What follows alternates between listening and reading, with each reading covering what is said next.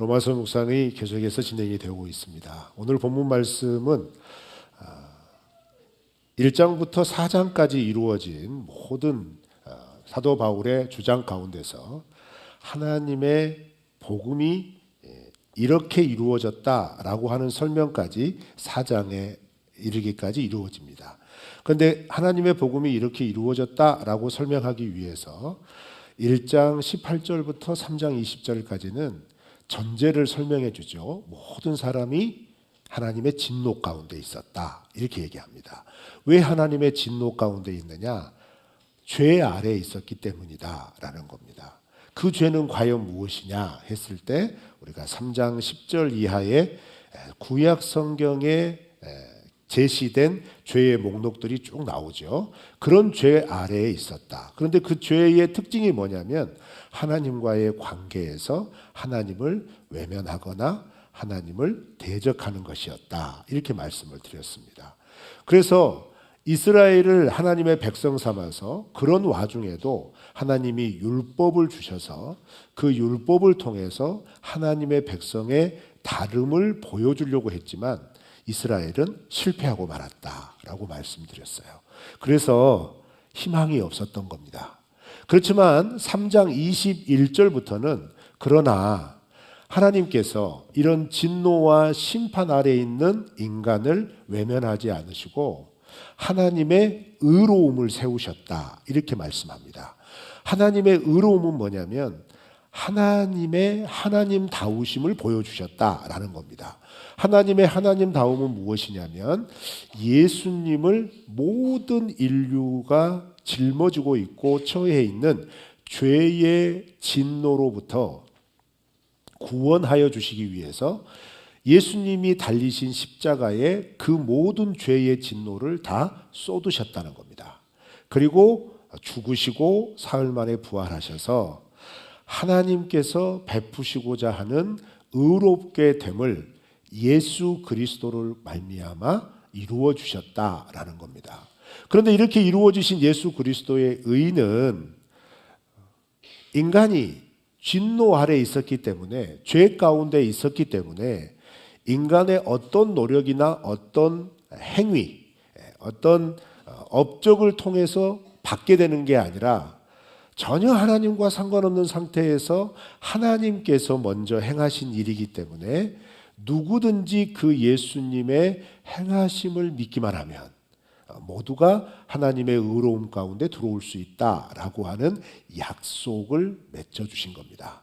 그런데 이에 대해서 이스라엘 백성들, 유대인들이 뭐라고 얘기를 하냐면 율법을 지켜야 그 행위대로 보응을 받는 것이 아니냐 이렇게 얘기를 했다는 거죠.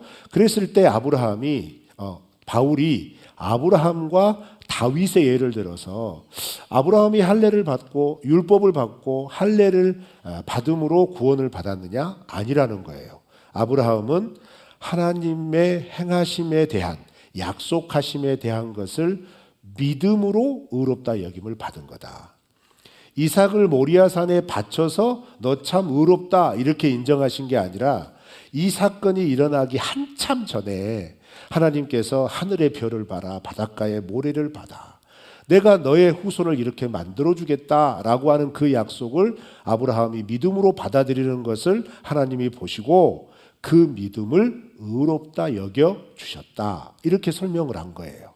또 다윗이 완벽하게 완전 무결하게 율법을 지키는 왕이어서 다윗에게 은혜를 베푼 게 아니라 그가 밧세바를 범하고 밧세바의 남편 우리아를 죽인 그것 아심에도 불구하고 그 가운데서도 다윗에게 긍휼을 베푸셔서 그가 왕으로서의 전성기를 누릴 수 있도록 허락하신 것 아니냐. 왜 그렇게 하셨느냐? 다윗이 그 죄에 대하여 하나님 앞에 그 하나님의 긍휼을 바라고 자비를 믿음으로 나아왔을 때 그 은혜를 베푸신 것이다. 이렇게 예를 들은 겁니다. 그래서 5장은 어떤 내용이냐면 이런 내용들이 4장까지 쭉 펼쳐지면서 5장에 이르러서는 그럼 그렇게 하나님의 의로움으로 구원받은 즉 의롭다 여김을 받은 그리스도인 새롭게 구원받은 하나님의 백성에게는 어떤 열매가 나타나느냐, 어떤 모습들이 나타나느냐에 대해서 5장에서 설명을 하는 겁니다. 이해하셨어요? 이해하셨어요? 제가 말씀드렸죠? 지난주부터. 이 말씀은 예를 들면 이런 겁니다. 여러분, 예수님 믿으면 복을 받습니다. 믿으십니까? 지금까지 한국 교회는 예수님 믿으면 복 받습니다, 이 말에 매우 익숙해져 있습니다. 그래서 그 복을 어떻게 해석하냐면 우리의 일상생활 가운데 하나님께서 우리의 필요를 채워주시는 영역에서 복을 설명하고 그쳤어요. 그런데 로마서의 말씀은 예를 들면 이런 겁니다. 예수님으로 인하여 구원받은 것이 왜 축복입니까? 이 질문에 대한 대답인 거예요. 예수님 믿으면 복 받습니다, 이 질문하고 이 명제하고 예수님을 믿어 구원받은 것이 왜 축복입니까? 복입니까? 이 질문은 완전히 다른 거예요. 완전히 다른 겁니다. 그런데 우리 그리스도인, 구원받은 그리스도인들에게 정말 중요한 하나님을 아는 지식 중에 하나는 뭐냐면 예수님 믿으면 복 받습니다, 이것은 경험적인 복이에요. 의지하고 기대고 함께 동행하며 살아갈 때 하나님께서 베풀어 주신 적절한 때를 따라 베풀어 주셨던 은혜들을 경험하는 복을 얘기하는 거니까 이것은 구원받은 이후의 삶에 대한 것이어서 별로 중요하지 않습니다. 그런데 중요한 건 뭔지 아세요? 이런 구원의 삶, 축복의 삶을 누리게 하기 위하여 예수님께서 우리를 위하여 행하신 일, 그리고 그 일을 내가 믿음으로 받아들이는 일, 이것이 어떻게 복이 되느냐, 이것을 잘 이해하는 겁니다. 여러분 무슨 아시겠죠? 그런 관점과 시각을 가지고 이 말씀을 함께 들어가는 이 시간이 되기를 바랍니다. 그래서 5장은 두 가지 복을 얘기해요. 예수님으로 인하여 하나님께 구원을 받음으로 우리가 누리게 된 두 가지 큰 열매, 복은 무엇이냐 했을 때 우리 먼저 이 사실을 선포하는 1절, 2절 말씀을 새번역 버전으로 우리 다 같이 한번 읽어볼까요? 시작. 우리 주 예수 그리스도로 말미암아 하나님과 더불어 평화를 누리고 있습니다.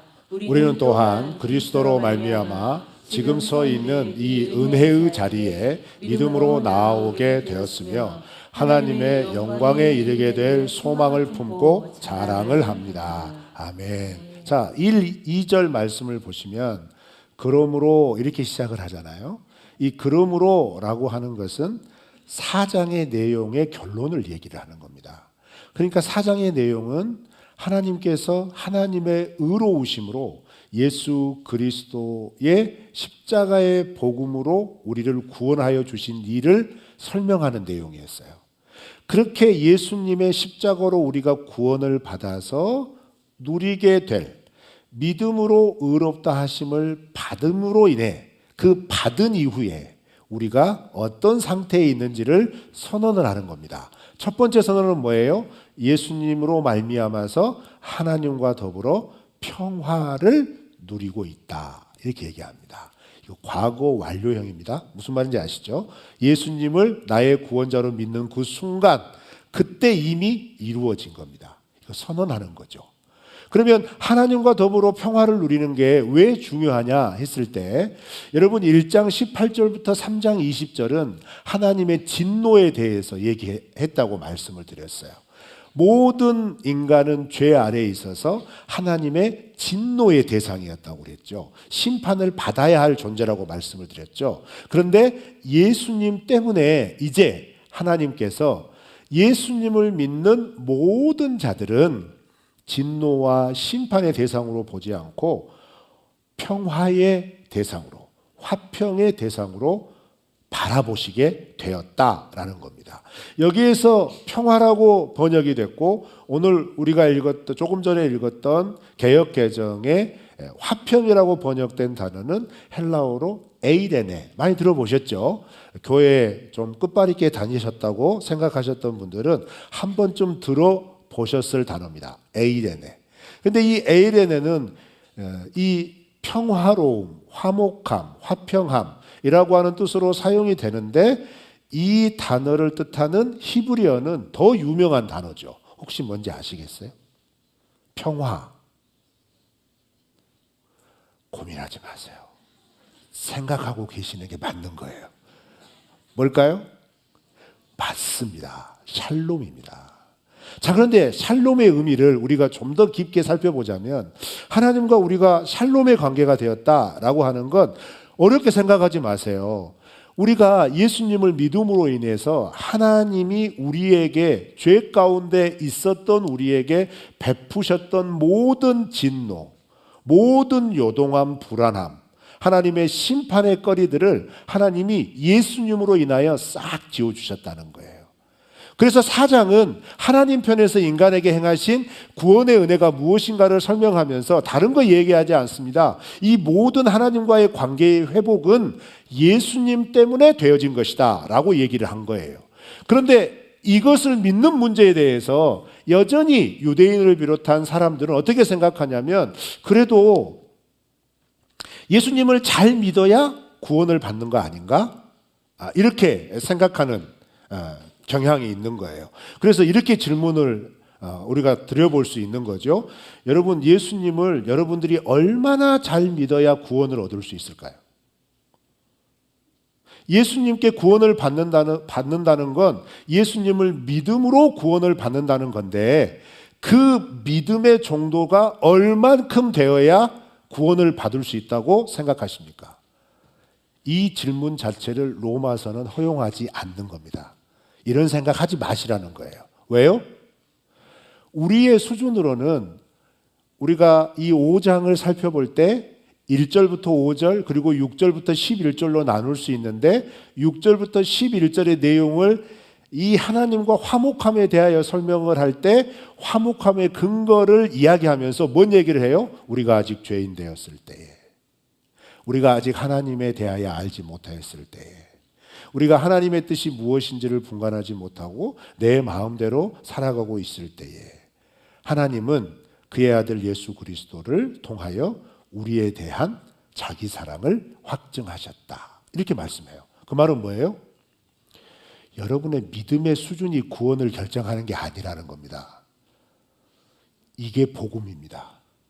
여러분 믿으십니까? 그래서 지금까지 신앙생활을 하면서 수많은 딜레마가 어디서 나오느냐? 내가 이렇게 믿고 있는데 과연 내가 하나님께 구원받은 걸까? 이 질문이에요. 그러지 않아요, 여러분? 저도 목사지만 내가 이렇게 사역하면 목사 맞나? 자괴감이 들 때가 있습니다. 내가 전혀 의식하지 못한 곳에서 의식하지 못한 상황들이 벌어졌을 때 그것을 알지 못하고 그것을 대처하지 못하여서 나타난 결과로 인해서 내가 이거 목사 맞나? 이렇게 사역하는 게 맞는 건가? 이런 생각이 들 때가 한두 번이 아니에요. 그런데 여러분 생각해 보세요. 상식적으로 이런 상황들은 목사가 되었기 때문에 경험할 수밖에 없는 거예요. 이런 상황들을 유연하게 잘 대처하고 완벽하게 해결을 해서 목사가 된 게 아니라 이 말이에요. 하나님께서 연약하고 부족하지만 여전히 죄성에 머물러 있고 죄와 벗하고 친하게 지내는 인생임에도 불구하고 하나님께서 이루신 그래 예수님께서 죄인된 인간을 구원하여 주시기 위하여 죄인된 인간을 의인 삼아 주시기 위하여 예수님께서 십자가에서 그 일을 이루게 하셨어 라고 하는 것을 인정하고 받아들이는 아주 기초적인 그 표현만으로도 하나님께서 우리에게 어떤 여정을 시작하게 하시냐면 구원받은 하나님의 백성의 삶의 여정을 시작하게 하신다는 거예요. 여러분 우리가 그 은혜를 받은 줄로 믿습니다. 자, 그러면 이걸 더 쉽게 이해하기 위해서 이런 질문을 드릴 수 있어요. 어제 토요일이었죠? 결혼이 2건이나 있었어요. 우리 교회 성도님 가정에 결혼이 2가정이나 있었습니다. 묻습니다. 사랑해서 결혼하겠죠? 그죠? 사랑하려고 결혼할까요? 사랑하니까 결혼할까요? 사랑하려고 결혼할까요? 대답해 보세요.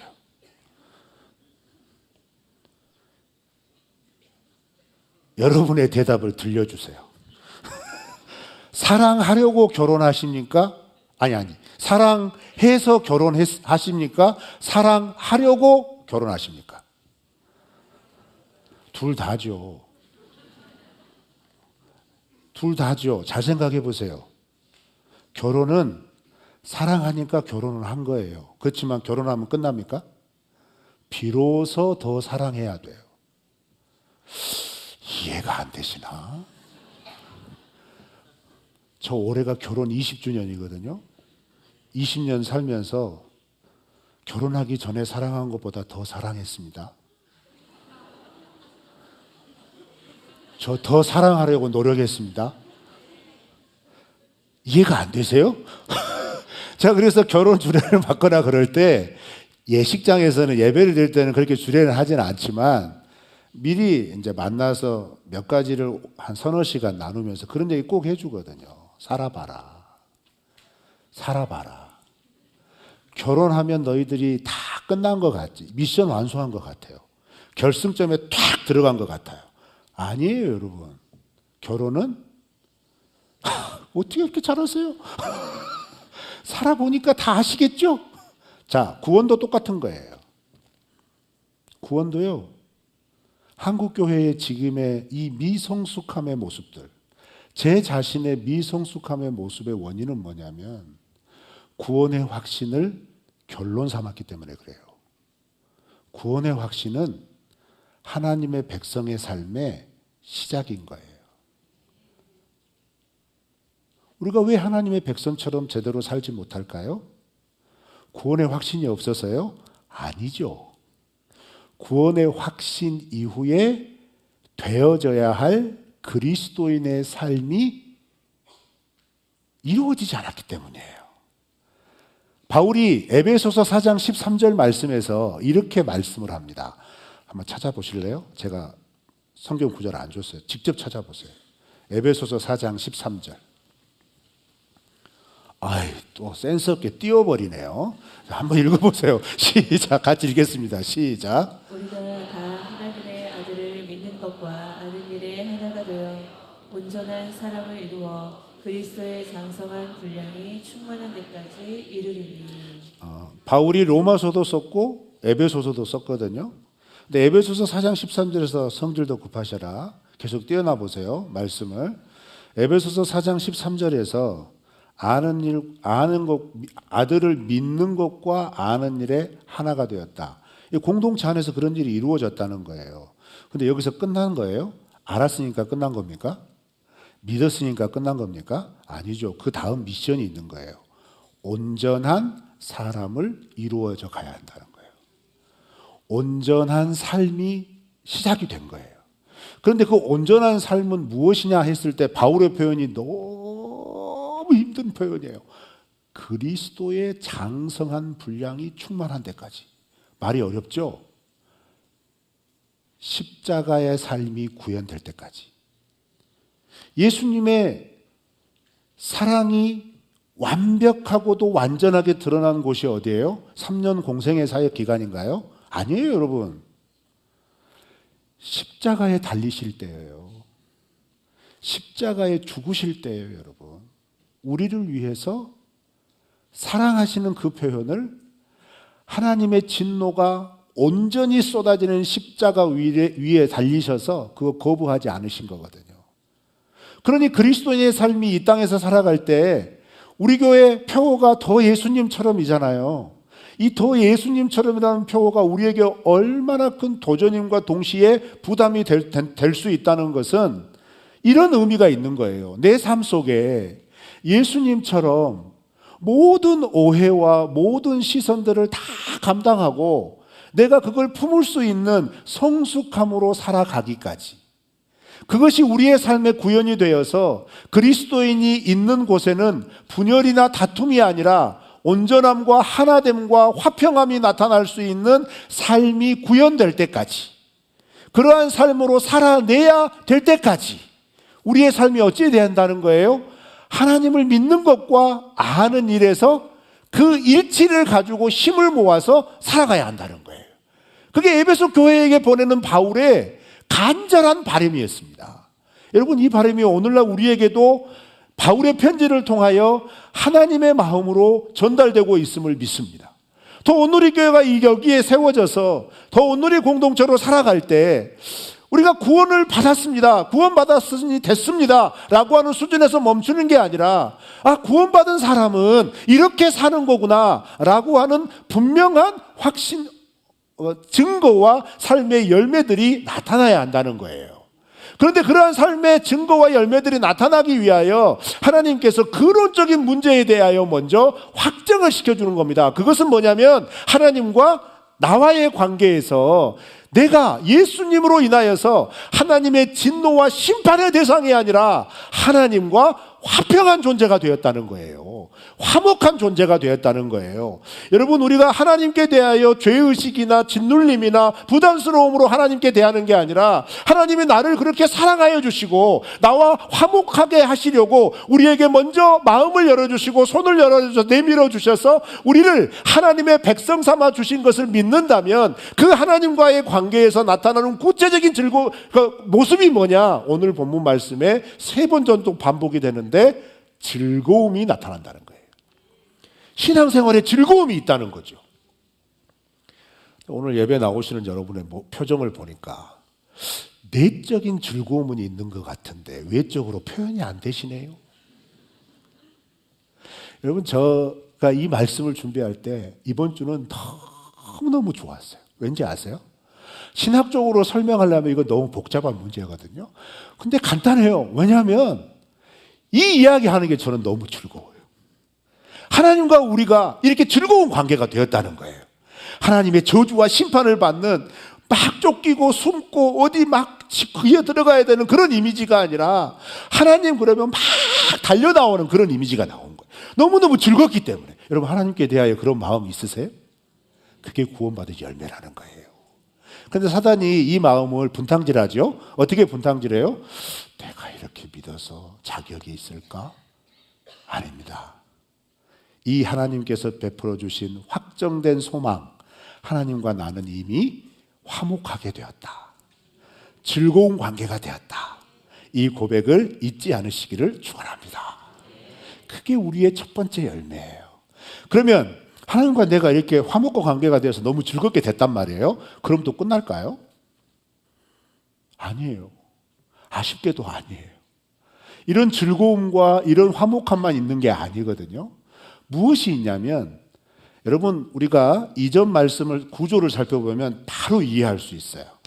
하나님의 진노의 대상이었던 죄 아래에 있는 인간은 세상과 버타는 삶을 살았습니다.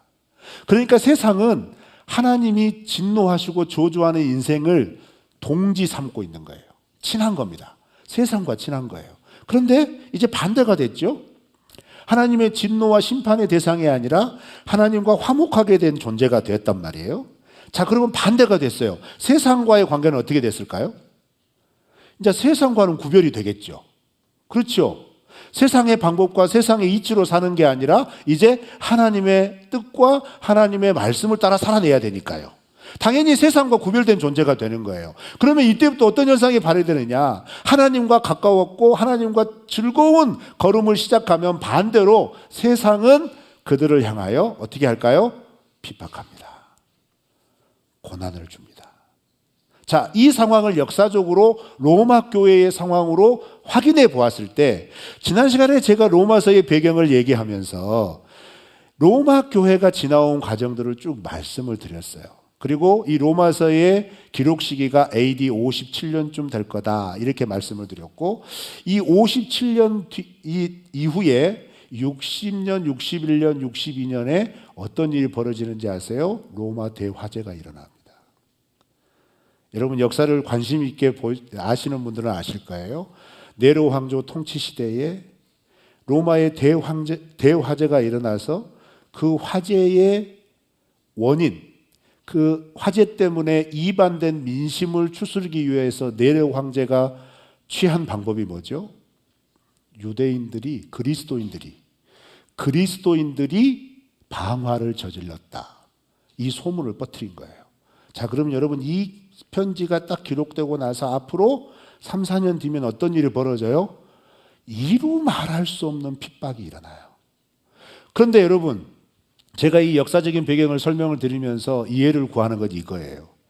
네로 황제가 로마에 화재가 일어난 이후에 그리스도인들에게 이 원인을 딱 갑자기 핑계를 댔을까요?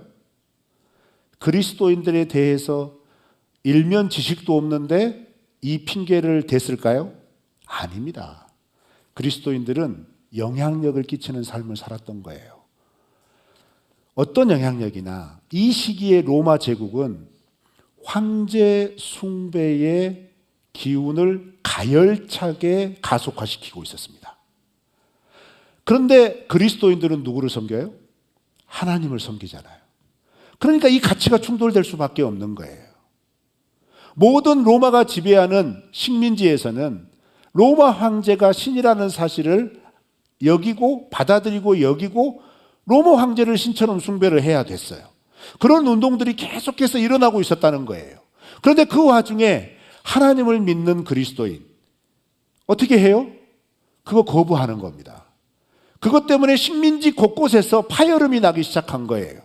그것 때문에 우상을 섬기지 않고 하나님만 섬기겠다라고 하는 그 믿음의 고백 때문에 식민지에서는 이미 곳곳에 세워진 교회를 중심으로 그 사회와 마찰들이 일어나기 시작했다는 거예요. 그러니 로마 대황제가 일어났을 때에 이걸 처리하기 위해서 네로가 쉽게 선택할 수 있었던 카드는 뭐예요? 죽어도 그만인 그리스도인들에게 덮어씌우는 겁니다. 무슨 얘기입니까? 하나님의 관계가 회복되어서 화목하게 된 그리스도인들은 하나님의 마음과 뜻을 따라 살아가게 되는데, 하나님의 마음과 뜻을 따라 살아가는 그 과정에서는 반드시 세상의 가치와 충돌이 되게 돼 있다는 거예요. 그래서 선택할 수밖에 없다는 거예요. 내가 사람의 말을 따를 것이냐, 하나님의 말씀을 따라 살 것이냐. 하나님의 말씀을 따라 살 것이다 라고 하는 결심을 하는 순간 세상은 이제까지 친구인 관계에서 이제 대적의 관계로 바뀌어지게 되는 겁니다. 그래서 오늘 말씀에도 그런 표현이 있죠. 환난이 임할 거다. 그런데 환난은 인내를, 인내는 연단을, 연단은 장래의 소망을 줄 것이다. 이렇게 말씀해요. 그래서 두 번째 주는 열매가 뭔지 아세요? 소망이에요. 소망이 왜 필요할까요? 절망이 있기 때문에 필요한 겁니다. 그렇죠? 그런데 이 소망을 하나님께서 우리에게 확정시켜 주시고 이 소망을 바라보게 하는 과정 가운데 우리가 살아내야 할 삶의 걸음은 언제나 편안하고 언제나 즐겁고 이해하기 쉽게 꽃만 피어있는 길이 아니라는 거예요. 가시덤불이 있다는 겁니다. 돌멩이가 있다는 겁니다. 우리를 걸려 넘어지게 하는 돌뿌리들이 곳곳에서 세워져 있다는 겁니다.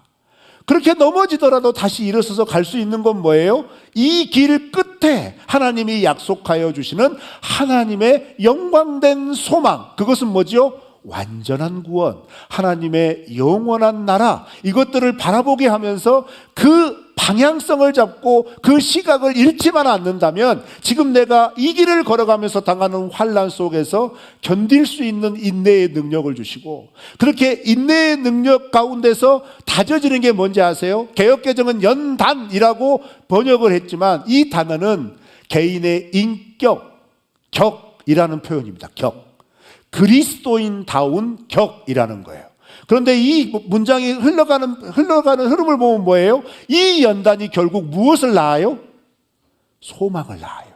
즉 그리스도인다움은 하나님이 약속하신 영원한 소망이 우리의 삶 가운데서 어떤 상황과 여건 속을 걸어가더라도 그것을 잃어버리지 않도록, 그것을 끝까지 붙잡고 나아갈 수 있도록 그리스도인다운 격을 이루어 주신다는 거예요. 이것을 믿으시기를 축원합니다. 그래서 우리가 걸어가는 걸음마다 시험이 있고 어려움이 있고 고통이 있고 아픔이 있더라도 이거 그만둬버릴까, 이거 포기해버릴까, 이런 마음이 하루에도 12번 들어도 우리 안에 계신 성령께서 우리의 마음의 생각과 뜻을 통하여 어떻게 말씀하세요? 그래도 하나님 믿어야지, 그래도 주님 붙잡아야지 라고 하는 믿음의 결심들이 막 일어날 때가 있었잖아요. 그리고 그것을 붙잡고 하나님 좀 도와주세요. 견디기 힘들지만 하나님 함께 계시면 내가 이 순간을 이겨낼 줄 믿습니다 라고 하는 고백들로 그 인생의 고비들을 다 겪어오셨잖아요. 앞으로도 그럴 겁니다. 왜요? 하나님께서 이 영광된 소망을 바라보게 하시면서 우리로 승리하게 하시기 때문입니다. 여러분, 이 기초를 잊지 마세요. 구원의 확신은 결론이 아닙니다. 출발선의 선거입니다. 그리스도인 다운 삶을 살아가기 위한 경주가 시작이 된 겁니다. 지금까지 한국교회는 출발선에 서서 마치 결승점을 통과한 것처럼 제자리 뛰기에 열심을 냈어요. 죽도록 뛰었지만, 땀 흘리도록 뛰었지만 여전히 출발선에 있는 거예요. 그러나 로마서의 말씀은 우리에게 분명하게 도전합니다. 하나님과 화목됨과 하나님께서 주시는 소망을 바라보고 이 땅에서 달려가라는 거예요. 포기하지 말고 달려가라는 거예요. 그 길에 하나님이 함께 하신다는 거예요. 그 하나님이 함께 하심을 믿음으로 붙잡는 모든 그리스도인들은 하나님과 화목됨과 하나님이 주시는 소망 가운데서 이 믿음 때문에 누리게 되는 영원한 하나님의 나라가 우리의 소유가 되게 하신다는 겁니다. 이 믿음으로 이번 한 주간도 믿음으로 살아내시기를 주의 이름으로 축원합니다.